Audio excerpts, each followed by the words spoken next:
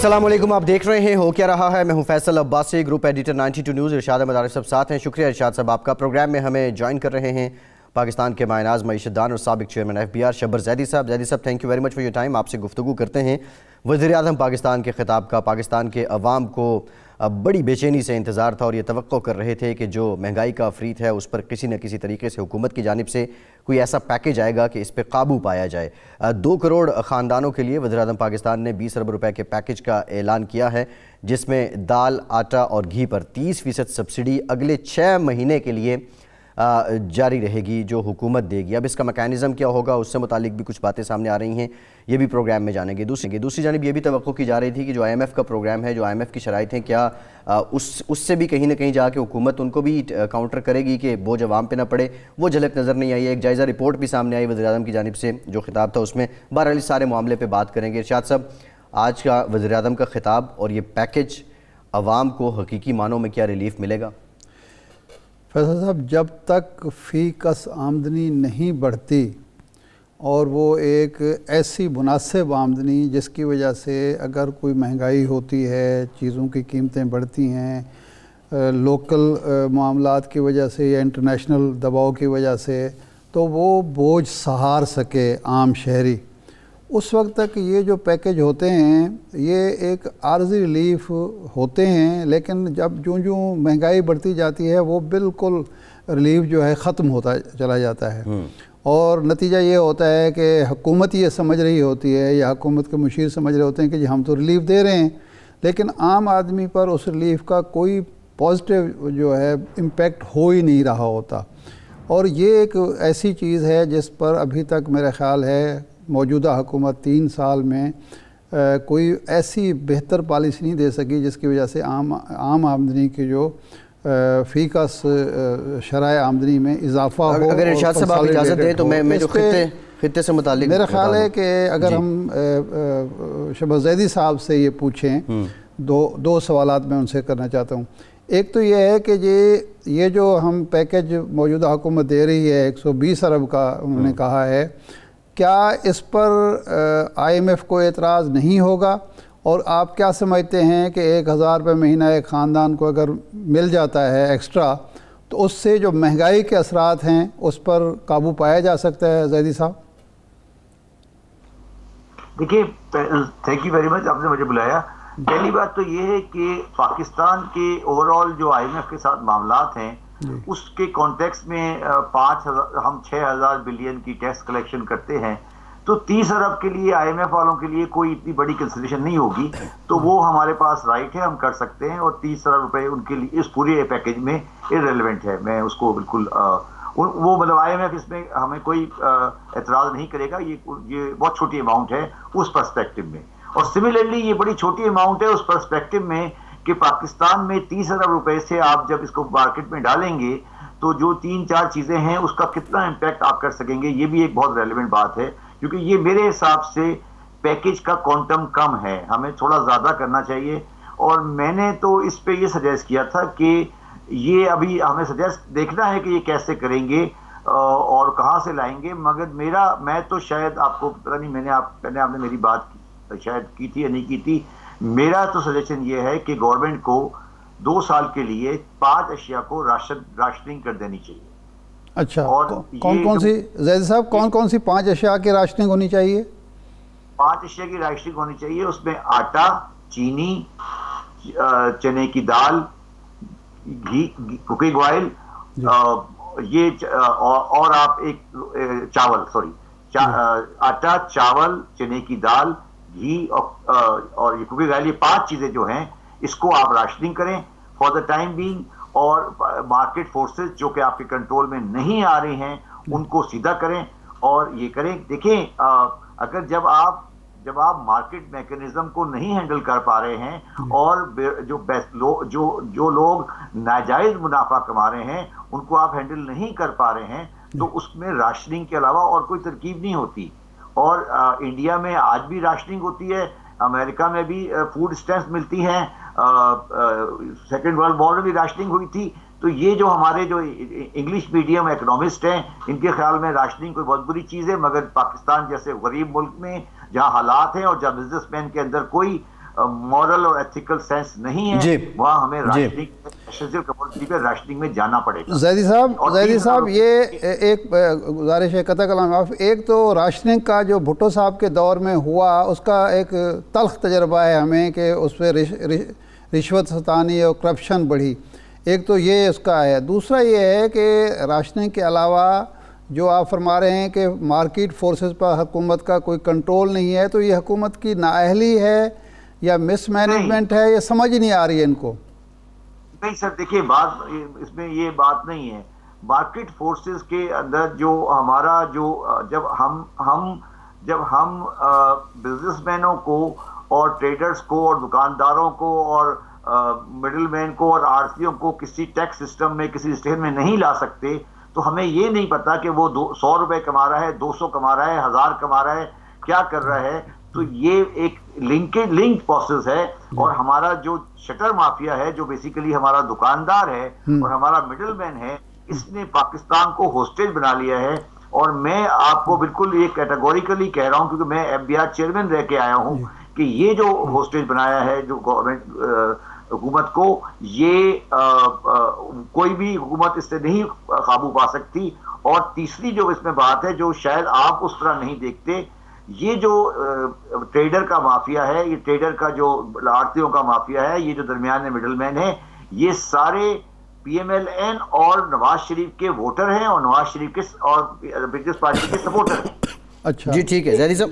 ये लोग ये चाहते हैं कि गवर्नमेंट फेल हो। मैं ये एग्री करता हूं कि इमरान खान साहब उसको कंट्रोल नहीं कर सके, उन्होंने कोई एक्शन नहीं लिया, मगर ये पॉलिटिकल डायमेंशन है और इसको हमें हैंडल करना पड़ेगा। ठीक है जैदी साहब, ये जी जैदी साहब आपसे जानना ये चाह रहा हूँ, आज प्राइम मिनिस्टर ने अनाउंस की सब्सिडी, अभी नोटिफिकेशन जो है थोड़ी देर पहले आया, यूटिलिटी स्टोर पे तकरीबन 38 रुपये फी लीटर जो कुकिंग ऑयल है और घी है उसकी कीमतें बढ़ा दी गई हैं।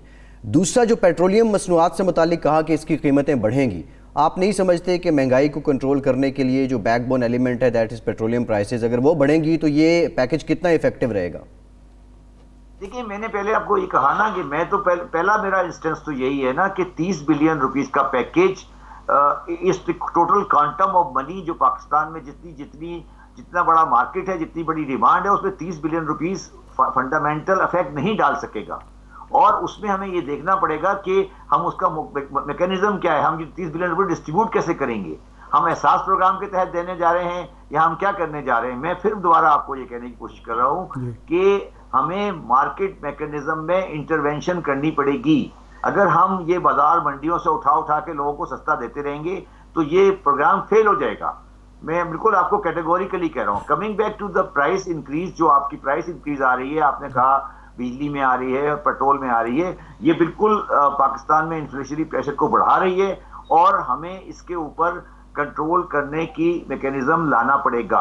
अच्छा, उसमें जो बात हमारे इकोनॉमिस्ट समझते नहीं है वो ये है कि पाकिस्तान में इन्फ्लेशन इस वजह से नहीं होती कि हमारे पास कितने, हम स्टेट बैंक का डिस्काउंट रेट कितना ज्यादा है और डिस्काउंट रेट कितना कम है।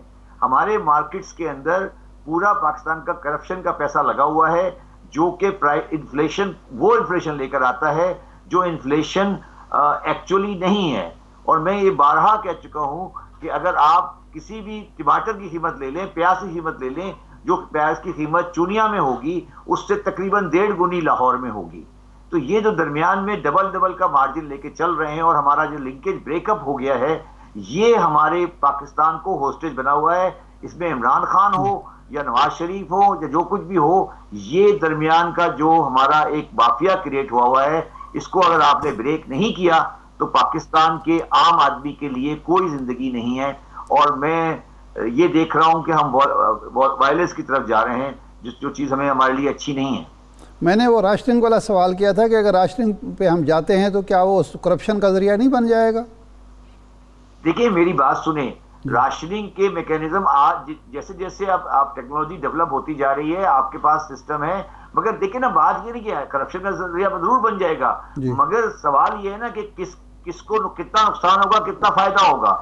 सवाल ये आज ये आ रहा है ना कि अगर आपको अगर आटे के अंदर जो आटे की प्राइस है, जो हम कल्टीवेटर को पैसा दे रहे हैं, जो कल्टीवेटर को हम गंदम की प्राइस दे रहे हैं, और जो आटे की प्राइस है, अगर उसके अंदर 100% का मार्जिन दरमियान में मुख्तलिफ लोगों का है और फ्लोर मिल वाले ब्लैकमेल कर रहे हैं गवर्नमेंट को, तो आप मुझे ये बताइए कि फिर हम क्या करें। मुझे अच्छी तरह मालूम है, जब मैं चेयरमैन एफबीआर था, मुझे बहुत अच्छी तरह मालूम है कि फ्लोर मिल वाले किस तरह टेस्ट के मामलात की बुनियाद पर पाकिस्तान की गवर्नमेंट को ब्लैकमेल करते हैं। तो ये जो आपके नहीं जैदी साहब ये तो दिलचस्प बात है। हुकूमत तो ये कहती है और रियासत ये कहती है कि हम तो किसी माफिया से ब्लैकमेल, और इमरान खान का तो ये दावा है। तो आपके दौर में यानी बाकायदा रियासत को फ्लोर मिल माफिया जो है वो ब्लैकमेल कर रहा था? आज भी कर रहा है, आज भी कर रहा है। अच्छा, बता दें कौन से माफिया के खिलाफ आपने एक्शन ले लिया। आप मुझे बता दें कि आपने शुगर कमीशन की इतनी बड़ी रिपोर्ट ली, क्या आपने शुगर मिलों का एक डिस्ट्रीब्यूटर भी रजिस्टर करा सके आप आज तक? आप मुझे बताएं ना। आप ये कह रहे हैं कि माफियाज को आपने कंट्रोल किया, आप चले गए शुगर मिलों के मालिकान के पीछे जो कि शुगर बना रहे हैं, वो तो आपके सामने रिकॉर्ड पर है। जो शुगर की मंडियों में डीलर बैठे हैं, आप मुझे बताएं, अभी जाएं मार्केट में और बताएं कि कितने डीलर रजिस्टर्ड हैं। आप जाएं फर्टिलाइजर के कारोबार में और मुझे बताएं कितने डिस्ट्रीब्यूटर रजिस्टर हैं। आप जाएं ना इलेक्ट्रिसिटी के कनेक्शन में, आप देखें कि इंडस्ट्रियल कनेक्शन 4.5 लाख है इस मुल्क के अंदर, कितने लोग रजिस्टर हैं? कौन सी माफिया है जो कंट्रोल में है आपके? ये बेकार की बातें। पाकिस्तान में स्टेट खत्म हो चुकी है as far as tax rate concern. ठीक है, बहुत शुक्रिया साबिक चेयरमैन एफबीआर शब्बर ज़ैदी साहब। आपके वक्त आप हमारे साथ में ज्वाइन किया है। डॉक्टर इकरामुल हक साहब ने मईशत दान है, बड़ी गहरी नज़र रखते हैं जो इस वक्त माशी मसाइल हैं पाकिस्तान के उन पर। डॉक्टर साहब thank you very much for time. Doctor साहब सवाल ये है, आज रिलीफ पैकेज एक तो कितना इफेक्टिव होगा, कितना रिलीफ देगा, और दूसरा ये पर कैपिटा इनकम की हम बात करें, बांग्लादेश में जीडीपी टू पर कैपिटा $127 है, इंडिया में 1961 है और पाकिस्तान में सबसे कम है $1279 जो फ़ीकस आमदनी है। अब ये जो दलील दी जाती है कि ख़ित्ते में के मुकाबले में पाकिस्तान में पेट्रोलियम मसनूआत की कीमतें बहुत कम है और वज़ीर-ए-आज़म ने आज कहा कि मज़ीद बढ़ेंगी, तो क्या ये काफ़ी है, ये दलील काफ़ी है और वाकई ये बैलेंस इकॉनमी है? जी मेरा नहीं ख्याल। देखिए, एक तो जब भी हम कीमतों का मुआवजा करें तो 3 चीज़ों को सामने रखना चाहिए। एक ये कि उस मुल्क में लोगों की क़ुव्वत ख़रीद क्या है, दूसरा वहाँ महंगाई की शरह क्या है, तीसरी वहाँ शरह नमूद क्या है। इन दोनों ममालिक का जिसका वज़ीर-ए-आज़म मोहतरम ने हवाला दिया, हमसे ज़्यादा गुर्बत है वहाँ पे, मगर साथ साथ देखिए कि उन लोगों ने तरक्की भी की है। जैसे अभी आपने खुद फरमाया कि उनकी जो पर कैपिटा आमदनी है वो हमसे बहुत आगे है। 71 में पाकिस्तान की पर कैपिटा आमदनी पूरे हमारे साउथ एशिया में सबसे ज़्यादा होती थी। तो क्या हुआ कि हम इतना नीचे चले गए। फिर आप डॉलर पैरिटी देखें, हम आज 170 पे हैं और ये 174 को टच करके वापस आया है। जब IMF के प्रोग्राम में जाएंगे तो खुदा ना खास्ता फिर बढ़ने के इम्कान हैं। और फिर आप देखिए कि बांग्लादेश के अंदर ये 86 का है और इंडिया के अंदर 74 का है। और फिर उनकी एक्सपोर्ट देखिए, बांग्लादेश की एक्सपोर्ट सिर्फ $47 बिलियन है। मैं इंडिया का तो मुकाबला ही नहीं करता, उनका तो 10 गुना ज़्यादा हमसे साइज़ है। और उनका जो आप ज़र मवाला के ज़खायर हैं वो देखिए, फिर उनकी ग्रोथ 20% इस फर्स्ट क्वार्टर में। हम पे भी कोविड का असर हुआ है, उन पर भी हुआ है, मगर वो लोग संभल गए हैं और हम नहीं संभल सके हैं। वज़ीर-ए-आज़म मोहतरम का जो पैकेज है, मैं इसके बिल्कुल मुत्तफ़िक हूँ कि टारगेटेड सब्सिडी होनी चाहिए, मगर इससे बेहतर था कि वो कीमतों में मुस्तहकम रखते। बाहर से हम जो है अब अनाज भी मंगवाने लगे हैं, नेट इंपोर्टर बन गए हैं हम खाने वाली चीज़ों के, जब एक ज़माने में हम गंदम शुगर के बाहर भेजा करते थे। तो ये अफसोस का मुकाम है एक ज़राई मुल्क के लिए। फिर एनर्जी कॉस्ट देखें, जब ये और बढ़ेगी फ्यूल प्रोडक्ट से, क्योंकि हम ज़्यादातर आपको पता है उसी से बिजली भी बनाते हैं, बिजली की कीमतें बढ़ेंगी, कीमतों में होशरुबा इजाफा होगा, तो ये 120 बिलियन तो कुछ भी नहीं है। चाहिए था कि मरात याफ्ता तबकों को जो 1 ट्रिलियन से ज़्यादा की टैक्स बरात दी गई है वो वापस दी जाती। 500-600 बिलियन का ऑयल कंपनीज पे नया टैक्स लगाया जाता जो इसमें बेनिफिशरी होंगे। इसके अलावा जो वो इंडस्ट्री जो बहुत ज़्यादा पैसा कमा रही हैं, और जो अभी शब्बर ज़ैदी साहब फरमा रहे थे, मिडिल मैन को टैक्स तो नहीं आप कर सकते हैं ना। अगर वो विंडफॉल गेन कर रहे हैं, आपकी इंतज़ामी सलाहियत नहीं है कि उनको रोक सके। अव्वल तो फ्री मार्केट इकॉनमी में ऐसी बात नहीं होती। अमेरिका ने एक दफ़ा 70 में कीमतों को रेगुलेट करने की कोशिश की थी और बुरी तरह नाकाम हुई थी। आप मार्केट फोर्सेस पे छोड़िए, मुझे कहिए कि मैं अगर आपको सस्ती गंदम दे सकता हूं, मैं आपको सस्ती चीनी दे सकता हूं, तो मार्केट में लाइए, आप मार्केट ठीक कीजिए, आप ई मार्केट की तरफ जाइए, आप मार्केट प्लेस बनाइए जहां लोग अपने घरों में डायरेक्ट जो है सब्जियां मंगवा सके, दाल मंगवा सके।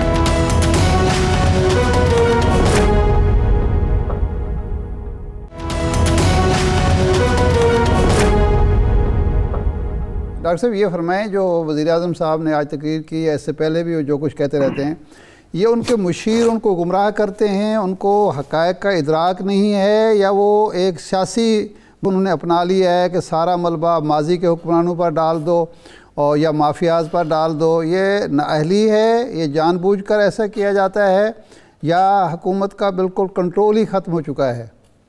देखिए ना, आप वज़ीर आज़म हैं तो बहरकैफ आखिरी जिम्मेदारी और पहली जिम्मेदारी दोनों आपकी हैं। आप ये नहीं कह सकते कि मुझे गुमराह किया जाता है या मेरे मशीर ठीक नहीं है। अगर आप अपने मशीर से ही नहीं चुन सकते, आप तशरीफ़ लाए थे तो आपने फरमाया था कि मैं बेहतरीन टीम चुनूंगा, आपने फरमाया था मैं रियासत मदीना का जो फलाही रियासत है वो कायम करूंगा। बहुत उम्मीदें थी और आज भी हैं हमें उनसे, मगर जो उनके इक़दाम हैं वो उसके बिल्कुल बरक्स है। मैंने अर्ज़ किया, अगर आप फलाही रियासत बनाना चाहते हैं तो क्यों आपने अमीर लोगों को इतनी मराद दी हुई हैं? वो टैक्स क्यों नहीं देते हैं? ताजर क्यों टैक्स नहीं देते हैं? मिडिल मैन क्यों इतना बड़ा प्रॉफिट कमाता है? ये कह देना कि ज़ख़ीरा अंदोज़ी हो रही है तो ये तो काफ़ी नहीं है ना। ज़ख़ीरा अंदोज़ी हो रही तो रियासत कहाँ है? ये जो इकराम साहब, ये जो शब्बर ज़ैदी साहब की तजवीज़ है कि 5 चीज़ों की राशनिंग कर दी जाए, तो इस दौर में, मार्केट इकॉनमी के दौर में, ये मुमकिन है कि हम राशनिंग कर सकें और इससे फ़ायदा होगा या करप्शन बढ़ जाएगी? जी बिल्कुल नामुनासिब बात है। आज के दौर में देखिए, आपने देखा होगा कि इन ममालिक के अंदर उन्होंने रसद और तलब को बराबर किया है, वहाँ सूरत हाल बेहतर की है, अपनी ग्रोथ को बेहतर किया है, शरह नमू को बेहतर किया है, गरीब लोगों के लिए जो है वो रोज़गार का इंतज़ाम किया है। खान साहब ने तो आपको पता है कितनी करोड़ नौकरियाँ देनी थी, कितने लाख घर बनाने थे। तो अर्ज़ करने का मकसद ये है कि एक पायदार मईशत जिसके अंदर जो है वो शरह नमू जो है वो पायदार भी हो और ज़्यादा भी हो, हमारी ज़रूरत है। 230 इस वक्त मिलियन का हम मुल्क बन चुके हैं, अगर हम 220 कहते रहते हैं, मगर आपको पता है कब कितने सालों से तो सेंसस ही नहीं हुआ और गरीब लोगों की ज़िंदगी हराम है और अमीर लोग जो है बर्गर खाते उड़ाते फिर रहे हैं। आप देखिए, ये महंगाई गरीब लोगों के लिए है, अमीर लोगों के लिए नहीं है। वो तो गाड़ियाँ मंगवा रहे हैं और खान साहब ने कहा जी मैं इसका तयन कर रहा हूँ कि किसानों के बाद बहुत पैसा आ गया, उन्होंने मोटरसाइकिलें खरीदी है। खुदा का खौफ करें, किसान तो भूखे मर रहे हैं बेचारे, उनका तो खर्चा ही पूरा नहीं होता। आप यूरिया की बोरी जो पहले 3000 की थी आज 6000 की है, जो पहले बिजली का बिल उनका कम था वो अब डबल आ रहा है। जो डीजल था जो वो पहले खरीद रहे थे जिस डीजल रेट पे, तो वो अपने ट्रैक्टर डीजल से चलाते हैं, वो अपने ट्यूबवेल डीजल से चलाते हैं। कि खान साहब ने वहाँ रिन्यूएबल एनर्जी का बंदोबस्त कर दिया है? क्या हमारे पास ई ट्रैक्टर है? क्या हमारे पास ई ट्यूबवेल है? तो देखिए, जो हमें एनर्जी का मसला हल करना था, हमारा इस वक्त गर्दिशी कर्जा कहाँ है? बिजली की चोरी हम नहीं रोक सके, डिस्ट्रीब्यूशन का निज़ाम हम नहीं बेहतर कर सके। पिछली हुकूमतों को गालियाँ देने से तो मसला हल नहीं होगा। उन्होंने भी बुरा किया तो क्या हमें भी बुरा करना चाहिए? आपने बड़ा अच्छा सवाल किया शादाब साहब। क्या ये तयशुदा बात है कि अगर पहले करप्शन थी, पहले नाअहली थी, पहले जो थी बुरी मईशत थी, तो हम भी वही करेंगे या उनको इल्ज़ाम भी देते रहेंगे? और लूटी हुई दौलत कितनी वापस ला सके हैं? खास उन्होंने तो कहा था कि मुझे करप्शन से बड़ी सख्त नफरत है, मगर करप्शन करने से तो मसला हल नहीं होगा ना। रिट्रीवल कितनी हुई है, कितना पैसा वापस आया? डॉक्टर साहब, कौम तो ये देख रहे हैं। डॉक्टर साहब, ये बड़ा वैलिड सवाल है आपका, लोग भी ये जानना चाह रहे हैं। लेकिन एक सवाल ये है कि ये जो 120 अरब रुपए का रिलीफ पैकेज है, आप समझते हैं कि जो IMF की कंडीशंस है, IMF कहीं ना कहीं जाके इस पर मुतरज़ होगा, ये इसका क्वांटम इतना है कि ये इतना IMF को हर्ट नहीं करेगा? एक सवाल ये। दूसरा, जिन फैक्टर्स की आपने बात की है, if cost of production goes up तो फिर क्या होगा? इंडस्ट्रियलिस्ट है या ताजिर है, वो कितना रोज़गार दे सकेगा? बेरोज़गारी कैसे कम होगी? जी देखिए ना, अगर हम नई सनतें लगाते हैं, अगर हमारी एनर्जी कॉस्ट कम है, अगर हमारी जो है वो ग्रोथ रेट जो है वो बेहतर है और हमारी पर कैपिटा इनकम बढ़ती है, तो ओवरऑल खुशहाली फलाही रियासत का यही कॉन्सेप्ट है ना, जो अभी आपने मेरे सामने अभी वज़ीर-ए-आज़म मोहतरम ने रखा। हम सब जो है रियासत मदीना की बात करते हैं, मगर फलाही रियासत बनाने के लिए आप अमीर लोगों पर टैक्स लगाएंगे। आप तेल की कीमतें अगर आपने बढ़ानी है तो 120 बिलियन का, तो ये तो 120 बिलियन से ज़्यादा की तो पहले आप कीमतें 30-40% बढ़ा देंगे, फिर आप कहेंगे जी मैंने पैकेज दे दिया, तो उसका तो कुछ हासिल नहीं होगा। टारगेट सब्सिडी भी आपकी ज़ाया जाएगी और ये जो बड़ी बड़ी कंपनियां हैं खाद और ये सारी चीज़ें दे दे के ज़मीन की ज़रख़ीज़ी बर्बाद कर दी है। पैदावारी हमारी जो है वो आप देखें, जो आउटपुट है वो दुनिया में सबसे कम है और हम सबसे अच्छा ज़रूरी मुल्क है, हमारे पास नहरी निज़ाम है। तो हमें हमारी जो 1 एकड़ से हार्डली जो बहुत अच्छे इलाके हैं, मिंट कोमरी वगैरह जो आप साहिवाल है, 60 मन हम लेते हैं, जबकि बाकी दुनिया में 70, 80, 90 तक जाती है। तो हमें अपनी प्रोडक्टिविटी बढ़ानी चाहिए, अपना वो ग्रोथ रेट बढ़ाना चाहिए, अपनी कॉस्ट ऑफ प्रोडक्शन कम करनी चाहिए, ईज ऑफ डूइंग बिजनेस होना चाहिए, एनर्जी सस्ती होनी चाहिए। अब जब आप मुझे बताइए गैस और बिजली की प्राइसेस बढ़ेंगी तो गरीब आदमी का क्या होगा? वो तो जिंदा नहीं रह सकेगा। अभी देखिए पिछले आपने 2-3 दिन में देखा LNG की प्राइसेस कहाँ गई हैं। अब LNG का सिलेंडर कितने का है, अब मिट्टी के तेल की कीमत देख लीजिए। तो ये फ्लाइट एसिड बनाने के जो है ये नहीं है। वो IMF मोतरज हो या ना हो, देखिए अगर हम अपना फिस्कल डेफिसिट कम कर लेते हैं, कर्जों का बोझ कम कर लेते हैं, इस वक्त हमारा 70% जो है रेवेन्यू वो तो डेट सब्सिडी में जा रहा है। हमारा डिफेंस भी कंप्रोमाइज हो रहा है, डिफेंस के ऊपर सिर्फ 1 ट्रिलियन खर्च कर रहे हैं, जबकि हमारा 3 ट्रिलियन से ज्यादा जो है वो सिर्फ सूद की मद में जा रहा है। तो खान साहब को बताया जाना चाहिए, कौम को बताएं कि फलाही रियासत के अंदर क्या इतनी बड़ी सूद की, ठीक है पिछली हुकूमतों ने बहुत ज्यादा कर्जा लिया मगर आपने बढ़ा दिया। इकराम साहब, जब वो आम आदमी की कुव्वत ख़रीद कम हो रही है, बचतों का जो शरह है वो कम हो गई है, तो क्या हुकूमत इतनी बचत कर सकती है कि वो अपने कर्जे उतार सके, या उसके लिए विशेष सर्कल चलता रहेगा, कर्जे लेते रहेंगे, कर्जे उतारते रहेंगे?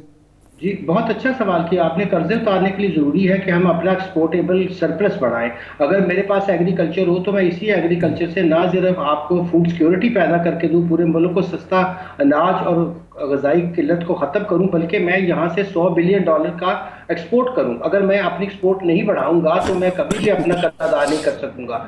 तो इरशाद साहब बहुत अच्छा सवाल आपने किया है। हमने अपने एग्रीकल्चर को कितना पीछे छोड़ दिया है। मैं अर्ज कर रहा था कि एग्रीकल्चर का तकाबल देख लीजिए कि बाकी ममालिक के अंदर कितनी आउटपुट है, वहाँ तो बिजली भी फ्री है। आपके अपने एक मुल्क हमसाया मुल्क में अमूल आकर उनको खाद से लेकर बिजली बीज से लेकर उनकी मार्केटिंग तक करता है, और हम अपने किसान को क्या दे रहे हैं? उनको लूट रही हैं बहुत बड़ी बड़ी कंपनियां जो फर्टिलाइजर बनाती हैं, पेस्टिसाइड वाले लूट रहे हैं, इंसेक्टिसाइड वाले लूट रहे हैं, जबकि हमें नेचुरल जो है वो जरिए काश्त पे जाना चाहिए। और जो बड़े बड़े उसके माहिर हैं उनको खान साहब बुलाते नहीं हैं, और जो स्पूरियस ड्रग्स बेचते हैं वो उनको मशीर बनाते हैं। तो अगर इस तरह के मशीर रखेंगे तो फिर तो ना हम कर्जा उतार सकेंगे, ना हम ग्रोथ कर सकेंगे, ना हम फलाही रियासत बना सकेंगे। सर जी ठीक, बहुत शुक्रिया डॉक्टर इकरामुल हक साहब। आपके वक्त का एक ब्रेक के बाद अपोजिशन का मौक़िफ़ जानेंगे। राना तनवीर साहब हमें ज्वाइन करेंगे, हमारे साथ रहिए।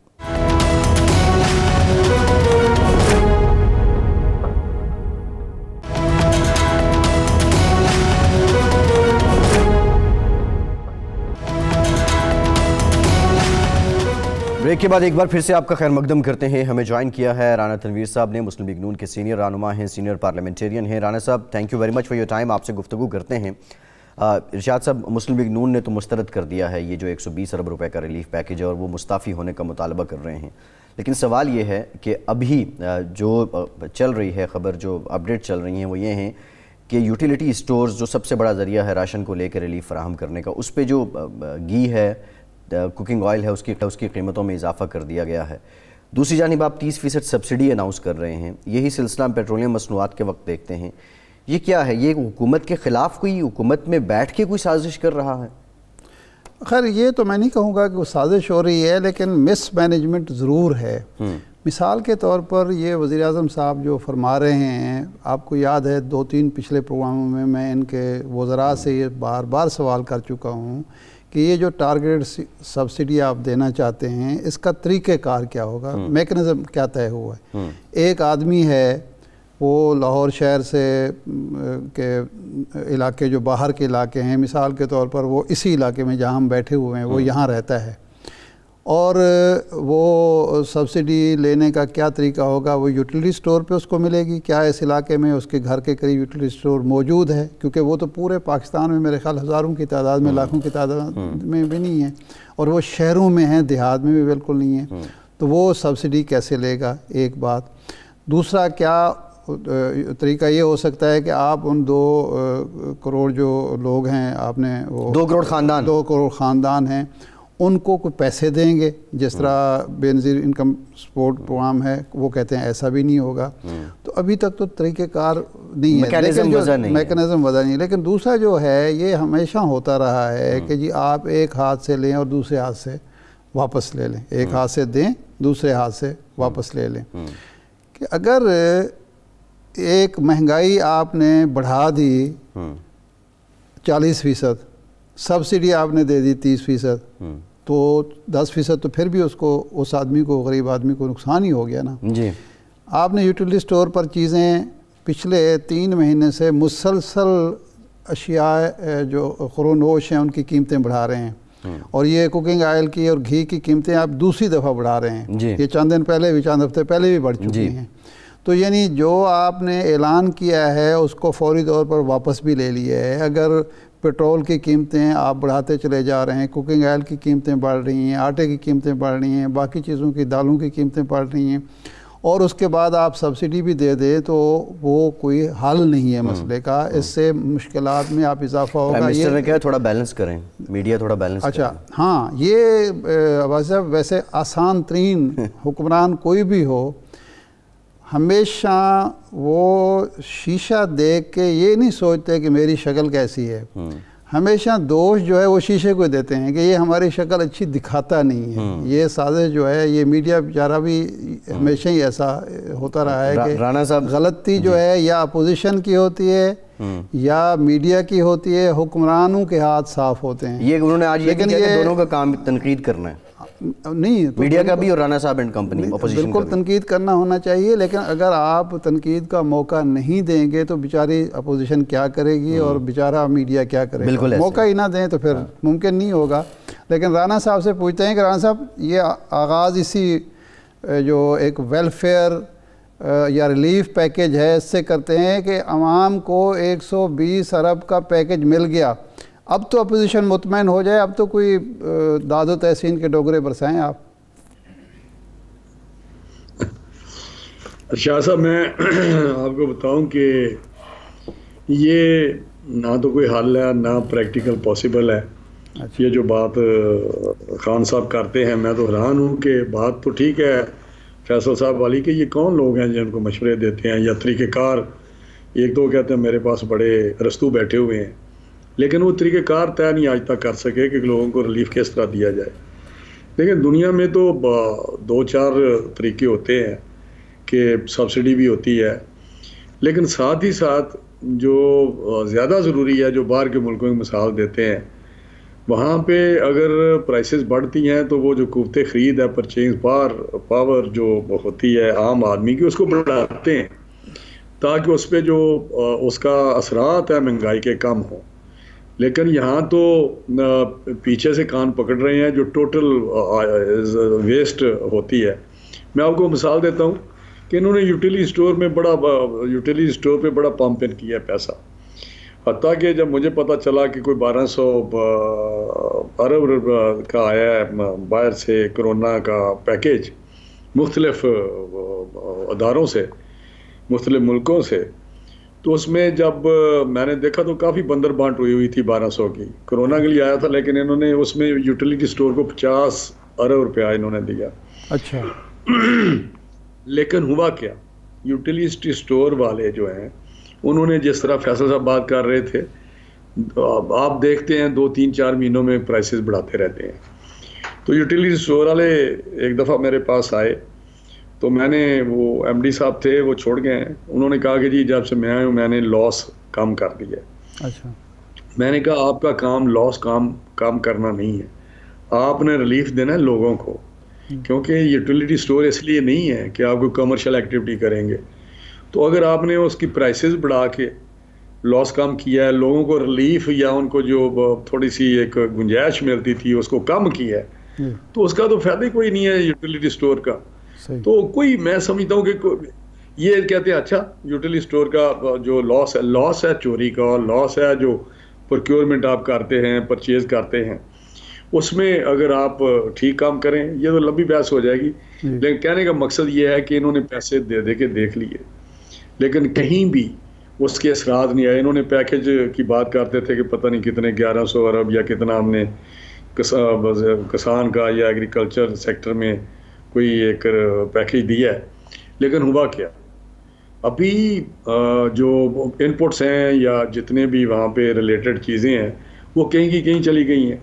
मैंने पिछले 4-5 दिन हुए हैं तो वो पूछा कि भाई खाद शाद मिल गई है आपको, ले आए हैं? तो उन्होंने कहा जी हाँ।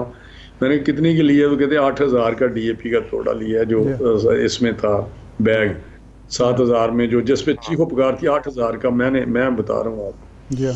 तो कहने का मकसद है कि ये चीज़ें सारी कॉस्मेटिक्स, ये तकरीरें, हमने असास प्रोग्राम में ये कर दिया, हमने फ़लाँ दे दिया, हमने लोन दे दिए, कंस्ट्रक्शन में इतने मैंने सुने हैं उनको, लेकिन मसला यह है क्या एक आम आदमी की ज़िंदगी में कोई बेहतरी आई है इससे?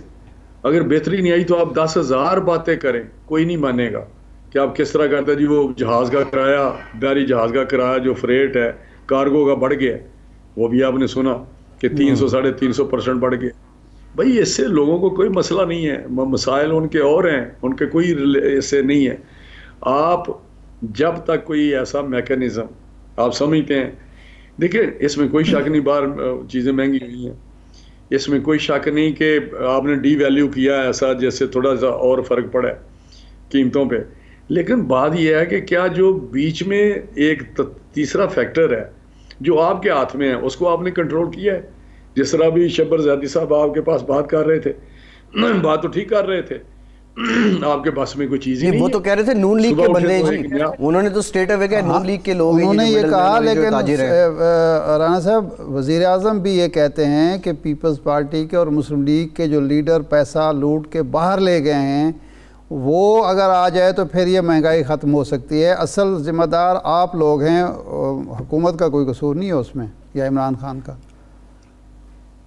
अब मेरा रही है घिसा पिटा जो है उनका नैरेटिव है, इसको तो अब दफन हो चुका है। आप इस पे तो डिस्कस करना ही एक फजूल है। लोग हंसते हैं और मजाक करते हैं क्योंकि जो केसेस हैं उनकी हकीकत भी इनको पता है कि केसेस क्या हैं, किस तरह के इन्होंने बनाए हैं और वो चाहते क्या हैं।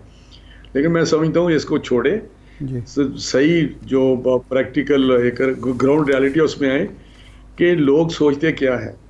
लोग कहते हैं ये इसको छोड़ें। शुरू में तो इनका ये सौदा बिक गया कि शायद अब तो लोगों में इतनी अवेयरनेस है, मीडिया है, टीवी हैं, अखबारात हैं, खुद ज़हन भी रखते हैं, तो वो सोचते हैं यार बात तो हद हो गई है, ये कैसी बात करते हैं। जब लूट मार थी उस वक्त तो चीज़ें सस्ती थी, जब जिस टाइम की ये बातें करते हैं उस वक्त तो पाकिस्तान खुशहाल था, जिस वक्त ये बातें करते हैं उस वक्त तो इंफ्रास्ट्रक्चर बन रहा था, बिजली के कारखाने लग रहे थे। नहीं, सारी राना साहब ज़ैदी साहब ने जो बात की है वो ये कह रहे थे कि जो ताजिर है, बिलखुसूस ताजिर है और जो मिडल मैन है, ये नून लीग का वोटर है और ये एक माफिया की शक्ल इख्तियार कर चुका है।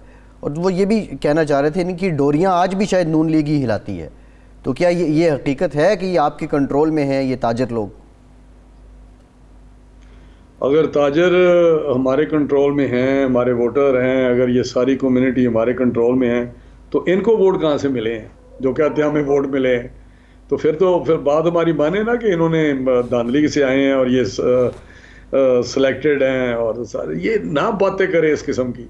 कौन से आपको नहीं पता? तंजीमें बनी हुई हैं, वो इनके साथ बैठते हैं, बात करते हैं और ये खुद उनको सारी चीज़ें करते हैं। लेकिन क्या इन्होंने कभी कोई ऐसी चीज़ की है? कोई मुझे प्रैक्टिकल बता दें। क्या इनकी एडमिनिस्ट्रेशन भी हमारे साथ मिली हुई है जिनको रोज़ ये उखाड़ते पुखाड़ते हैं कि ये डीसी लगा दो, ये फलां लगा दो, ये प्राइस मजिस्ट्रेट चेक करेगा, फलां ये करेगा। इन्होंने बंदे पकड़ करके जेलों में दिए हैं, दुकानदार जो आम हैं। मेरे शहर में आए दिन रेड होते हैं, जुर्माने होते हैं और साथ ही जेलों में चले जाते हैं। तो मैं समझता हूँ ये सारी चीज़ें आपके सामने हैं। टोटल मिसमैनेजमेंट, इल प्लानिंग, कोई इनको पता है नहीं है करना क्या है, किस डायरेक्शन क्या लेनी है। बस बैठे हुए हैं, पैकेज दे दें, फलां चीज़ दे दें। भाई पैकेज जा किधर रहे हैं? अरबों की बात करते हैं, मुझे तो समझ नहीं आती, अरबों। अब ये कहते हैं गैस भी नहीं होगी। यहाँ इस्लामाबाद में लोगों के किचन में गैस नहीं है, वहाँ चूल्हे नहीं जा रहे, खाना नहीं पका रहे, तो और किधर होगी? तो मैं आपको बताऊँ गैस और महंगी भी कर रहे हैं। मुझे अभी किसी ने क्वेश्चन किया, किसी ने मतलब वैसे ही कि जी गैस तो और महंगी कर रहे हैं। तो मैंने कहा जितनी गैस महंगी कर देंगे लोगों को दें तो सही ना। अब तो हाल ये हो गया है कि मैं बात कर रहा था, मैंने कहा कि फलां जगह टोल प्लाजा है, वहाँ 45 मिनट्स लगते हैं उसको क्रॉस करने में, काला शिकागो। तो मैंने बात की यहाँ सीनियर लोगों से, मैंने कहा यार उसको वो हब हो गया है, लोग पैसे देने को तैयार है लेकिन उनको जिस तरह नहीं, वो एक कहावत वो कहता जी हमें लाइन में ना लगाएं, हमें जितना टैक्स लेना है ले लें, लेकिन टैक्स भी हमें लाइन में ला के देना पड़ता है। हमें बारी का इंतजार करना पड़ता है, खुदा ये हमारी बारी पे आ जाए। राना साहब तो राना साहब ये फरमाएं कि ये ऑर्डिनेंस आ गया, नैब ऑर्डिनेंस में मज़ीद तरमीम कर दी गई और चेयरमैन नैब को अब प्रेसिडेंट साहब लगाएंगे तरमीमी आर्डिनेंस के तहत। अगर ये भी सुना जा रहा है कि एक और तरमीम आने वाली है, इसमें और तरमीम आ जाए, ये वापस ले लिया जाए, तो अब असम्बली का इजलास भी हो रहा है, वो मंजूर कराना चाह रहे हैं ये सारे आर्डिनेंस जो हैं वहाँ मुश्तरका इजलास से। आपकी क्या स्ट्रेटेजी है? एक तो ये आर्डिनेंस में जो तरमीम हुई है इससे आप मुत्तफ़िक हैं, और दूसरा आपकी स्ट्रेटेजी क्या है? आप अगर मुत्तफ़िक नहीं है तो इसको रिजेक्ट कैसे करेंगे? बिल्कुल मुत्तफ़िक नहीं है, हम इसको मुस्तरद करते हैं और पूरी कौम इस पे उंगलियां उठा रही है कि ये जो तरमीम अब लाए हैं इसमें किसी को शक व शुबा रह गया कि ये स्पेसिफिक एक ग्रुप के मतलब सारा कोई लॉ बनाया जा रहा है। लेकिन मैं आपको बताऊं इन चीज़ों से बंदा बच नहीं सकता, लॉ ऑफ नेचर है अरशाद साहब, वो प्रिवेल होना ही होना है। तो ये आप क्यों इस किस्म की बातें काम कर रहे हैं? आप किसी को शक नहीं, ना आपको ना मुझे या किसी को भी शक नहीं होना चाहिए कि ये क्या कर रहे हैं। मैं उनको मशवरा दूंगा कि एक ऑर्डिनेंस निकालें, उसमें जो 100, 200, 300, 400 बंदा इनका है जिसको ये महसूस करते हैं ये पॉलिटिकली मुझे थ्रेट है, उसको ये डिस्क्वालीफाई कर दे, ऑर्डिनेंस निकाल दें, बात खत्म हुई। नहीं, आप मुस्तरद करते हैं राना साहब, आप चैलेंज क्यों नहीं करते? पहला ऑर्डिनेंस आया उसको चैलेंज नहीं किया गया, 6 अक्टूबर को आया, अब ये उसके बाद वाला आ गया, इसको भी चैलेंज नहीं किया गया, इसको चैलेंज क्यों नहीं किया जाता? मुस्तरद और मुस्तरद तो करते हैं आप। शायद खान अब्बासी साहब ने कहा था कि पार्टी नहीं भी करेगी तो मैं करूंगा, लेकिन अभी तक आपने नहीं किया। नहीं, हम चाहते हैं एक ही दफा सारी अमेंडमेंट्स कर लेना, फिर हम चैलेंज करेंगे, क्योंकि और रोजाना तो आप कहते हैं एक और अमेंडमेंट ला रहे हैं, तो अब एक पता तो चले ये ठहरते किधर है। वो समझते हैं यहाँ से ये निकल जाएंगे बच के, तो वहाँ अमेंडमेंट ले आते हैं। वो कहते हैं यहाँ से निकल जाएंगे, तो वो कहते हैं आपने देखा वो स्पेसिफिक नहीं है जी अमेंडमेंट्स आई हैं कि 6 अक्टूबर से पहले। वो तो बिल्कुल ही मैं समझता हूँ ये स्टैंड नहीं करेगा in the I of law, किसी अदालत में ये स्टैंड नहीं कर सकता। ये किस तरह हो सकता है? क्या स्पेसिफिक एक ग्रुप के लिए, एक तबके के लिए, एक पार्टी के लिए आप लॉ बनाएं? ये तो नहीं, दुनिया में किसी जगह पे नहीं है। तो मैं समझता हूँ कि पहली दफ़ा देखा है कि इतने लॉज इस किस्म के बन रहे हैं, कानून साजी हो रही है, जो शायद डिक्टेटर के टाइम पे भी नहीं, वहाँ पे भी एक NRO आया था जो स्पेसिफिक था। मैं समझता हूँ वो भी एक बहुत ही, उसको आज भी याद होगा आपको, कहा जाता है कि ये क्यों हुआ था, इस किस्म का NRO या लॉ क्यों बना था स्पेसिफिक। और दूसरी जो बात, खैर उसको स्ट्राइक डाउन भी कर दिया था सुप्रीम कोर्ट ने, आपको याद होगा, उन्होंने कहा नहीं रीओपन करते सारे।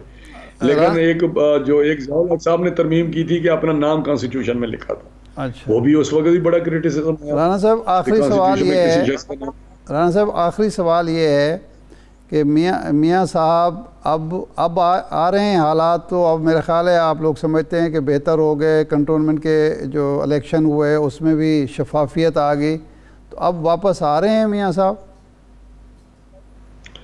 मियाँ साहब मैं बताऊँ, मियाँ साहब डेफिनेटली उनकी सेहत ठीक होगी, और साथ ही साथ मैं बताऊँ पार्टी फैसला करेगी। जब भी जिसी दिन पार्टी ने कहा, फैसला किया कि आप आ जाएं, और डॉक्टरों ने कहा कि आप जा सकते हैं, तो वो आ जाएंगे। क्योंकि जिस बंदे ने इतनी खिदमत की हो पाकिस्तान की, वो पाकिस्तान को इस तरह नीचे की तरफ जाता हुआ कैसे देख सकता है? तो मियाँ साहब की हालत वही है, लेकिन उनकी एक अपनी एक हेल्थ इश्यूज़ भी हैं, और साथ पार्टी भी एक फैसला किया हुआ है कि जब तक आप की सेहत या डॉक्टर इजाज़त न दें उस वक्त तो पार्टी फैसला करेगी। ये जो अभी हाल ही में एक मुआहदा हुआ है अपना, राना साहब ये जो हाल ही में एक मुआहदा हुआ है, इसके बारे में आपकी क्या राय है? ये अच्छा हुआ है ना, अमन आ गया, हालात ठीक हो गए? ये TLP वाला जी, TLP देखें, मुआहदा बिल्कुल, अगर वो उन्होंने मुआहदा किया है तो मैं कहता हूँ चलें, एक हुआ तो एक चीज़ तो ख़त्म हुई इशू, लेकिन the way this government handle this issue, मैं समझता हूँ अगेन भाई मैं कहूँगा कि पहले इन्होंने एक एग्रीमेंट किया, वो साइन किए, भाई उस वक्त भी आप सोचें कि हम किस हद तक जा सकते हैं, किस हद तक नहीं जा सकते। आप फ्रॉड तो ना करें किसी से, यही वजह थी ना कि उन्होंने दोबारा इसी पे आया कि जी पहला जो एग्रीमेंट था उस पर इन्होंने अमल दरामद नहीं किया। अब भी इन्होंने क्या किया है? अगर तो मुआहदा मुझे बताएंगे, अगर ये खुफिया मुआहदा रखेंगे, कौन सी चीज़ है ऐसी खुदा नास्ता कि अगर एक जमात के साथ आप मुआहदा कर रहे हैं तो उसको खुफिया रखना है? वो कहता है जी हम पब्लिक नहीं करेंगे।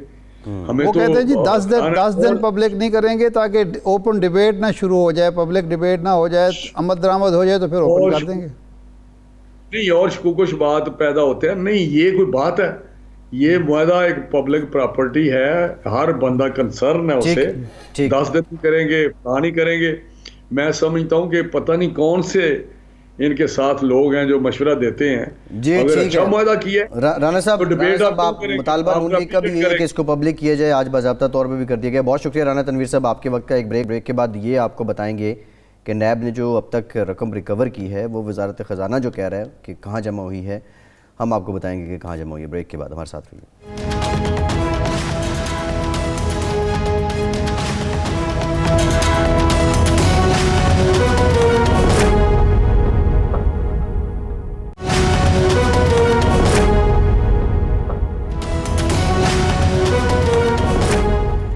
ब्रेक के बाद एक बार फिर से आपको खुशामदीद कहेंगे। पीपल्स पार्टी के सेनेटर सलीम मांडवीवाला साहब ने कहा है कि वजारत ख़जाना से जब पूछा गया कि जो नैब ने रकम रिकवर की है तो वो कहाँ जमा हुई है, तो वजारत ख़जाना इस बात से ला इल्म निकली है।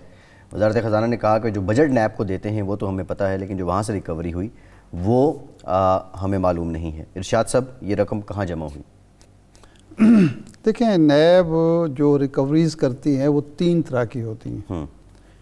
एक तो डायरेक्ट रिकवरी है कि किसी मुल्ज़िम से बजरिया मुकदमा जीत के या प्ली बार्गेन करके नकद रकम आप वसूल करते हैं, वो डायरेक्ट रिकवरी है। दूसरा रिकवरी है इनडायरेक्ट। वो रिकवरी होती है प्लाट आपने उनका ले लिया, मकान ले लिया, कोई और इस तरह की जो मनकूला जायदाद होती है, गैर मनकूला होती है, वो आपने ले ली। और तीसरी होती है कि जी एक शख्स पर 1 अरब का समझते हैं आपने कैलकुलेट किया है कि 1 अरब रुपया इसने गबन किया है, उसका आपने रेफरेंस दाखिल कर दिया कि जी ये रकम हमने तफ्तीश की है, इसके ज़िम्मे बनती है, रिसीवेबल है। और वो इनडायरेक्ट रिकवरी की एक सूरत है कि वो जब अदालत का फ़ैसला होगा तो आपको वसूल होगी। अब ये जो डायरेक्ट आपकी रिकवरी है, वो रकम जो है ये 816 अरब जो है, इसमें डायरेक्ट और इनडायरेक्ट 2 तरह की, वो जो रेफरेंस वाली है वो नहीं रकम शामिल जी, वो इसमें कैलकुलेट नहीं हुई। कैलकुलेट ये हुई है कि जो आपने किसी जो कॉलोनी है किसी ने बनाई है और उसमें फ्रॉड किया है, कोई इस तरह की और चीज़ें हैं, एक प्लाज़ा बना लिया है सरकारी ज़मीन पे, वो जो आपने कैलकुलेट किया है, वो जो आपने प्लाट लिया है, मकान लिया है, दुकान ली है, कोई प्लाज़ा कब्ज़े में लिया है या उसने ख़ुद सरेंडर किया है, ये रकम यानी ये जायदाद जो है ये आपने वसूल की है। और वो नकद रकम जो है, या ज़ाहिर है ये प्लाट या ये मकान ये तो आप जमा नहीं कराएंगे ना कहीं, ये कंसोलिडेटेड फंड, एक फेडरल कंसोलिडेटेड फंड है, ये रकम उसमें जाएगी, ये चीज़ जो है उसमें चली जाएगी जी। अब ये जो केसेस की नोयत है ऐसी नहीं है कि सारी चीज़ें फेडरल गवर्नमेंट की हों, सारे केसेस जो होते हैं वो फेडरल गवर्नमेंट के साथ मुंसलिक नहीं होते, सूबाई हुकूमत के होंगे, बैंकों के होंगे, कोऑपरेटिव महकमे के होंगे, किसी और के होंगे। तो ये कंसोलिडेटेड फंड जो है फेडरल, उसमें जमा हो के फिर वहाँ से डिस्ट्रीब्यूट होंगे।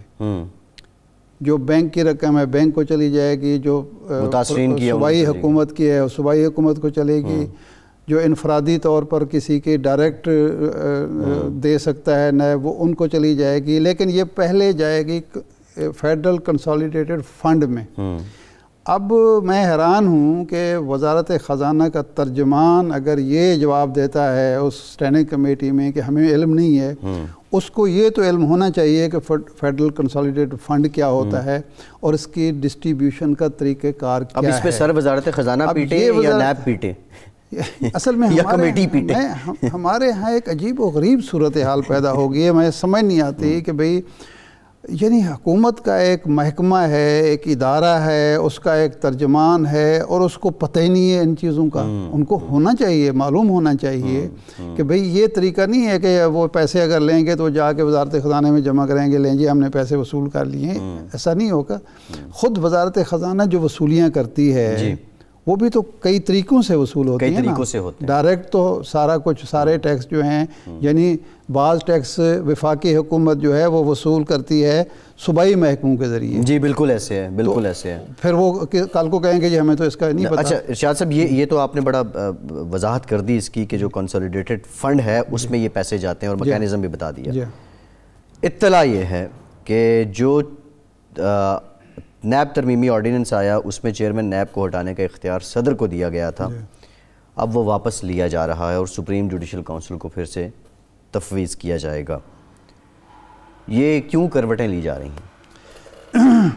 मैंने एक मौके पर इसी प्रोग्राम में ये कहा, और हमारे एक दोस्त हैं, सेनेटर हैं तहरीक इंसाफ के, वो नाराज़ भी हो गए, आपको याद होगा। जी जी। मैंने कहा कि मुझे मालूम नहीं कि किस किस्म के अहमक मुशीर जमा हो गए इमरान खान के इर्द गिर्द, और कानूनी टीम के हवाले से मैंने कहा था। उन्होंने कहा कि आप लफाजी कर रहे हैं। ये भाई एक आर्डिनेंस जो है वो सोच समझ कर एक दफ़ा ही ले आओ, दूसरी तरमीम होगी। क्या आपने सोचा नहीं है कि अगर हम ये इख्तियार सदर को देंगे तो उसका नतीजा क्या निकलेगा? ये डायरेक्ट इख्तियार वज़ीर आज़म के पास चला जाएगा, क्योंकि सदर पाकिस्तान के जो आइन में मुतय्यन 2-3 सवाबदीदी इख्तियार हैं, उसके अलावा उसके पास कोई अपना इख्तियार नहीं है। वो हर इख्तियार के एडवाइस ऑफ प्राइम मिनिस्टर, और ये अमलन प्राइम मिनिस्टर को आप दे रहे हैं जो फरीक है। तो मेरा ख्याल है अब कर लें। इसके बाद अगर कोई शख्स कोर्ट में चला गया, अगर कोई शख्स कोर्ट में चला गया, ये सारा ऑर्डिनेंस वन लाइन कमेंट कर दें, कानून साजी इर्तकाई अमल है, लेकिन ये बहुत ही ज़्यादा नहीं, ये इर्तकाई नहीं, ये अहमकाना अमल बन गया। जी इरशाद साहब, प्रोग्राम का वक्त खत्म हो गया, बहुत शुक्रिया। प्रोग्राम से इतना ही।